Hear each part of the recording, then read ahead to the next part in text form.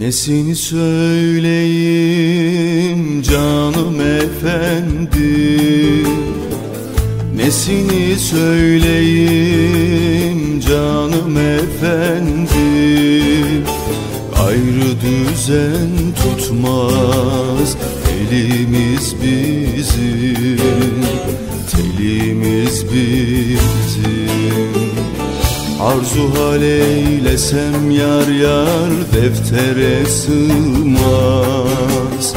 Omuzdan kesilmiş kolumuz bizim.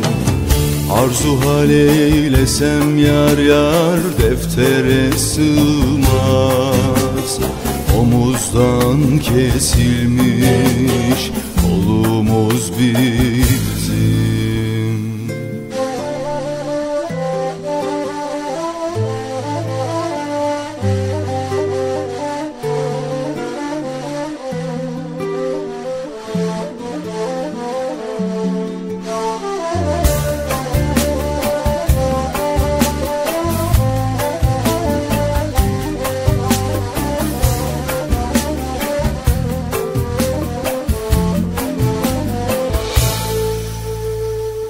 Zenginin sözüne belli diyorlar, zenginin sözüne belli diyorlar.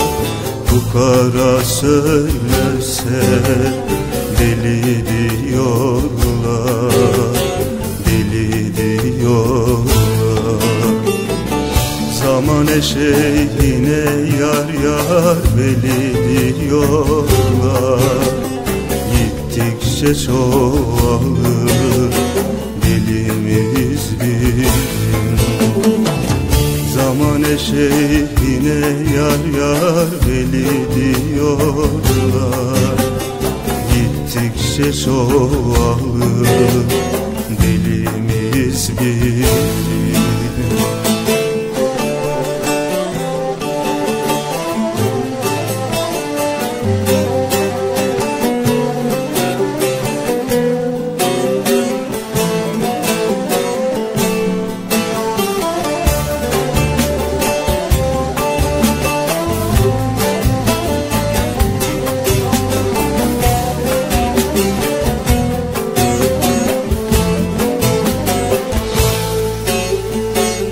Serdar-ı halimiz böyle olacak. Serdar-ı halimiz böyle olacak. Kısa çöp uzundan hakkını alacak, hakkını alacak. Mamurlar yıkılıp yar yar bir an olacak. Akıbet dağılır ilimiz bizim. Mamurlar yıkılıp yar yar bir an olacak.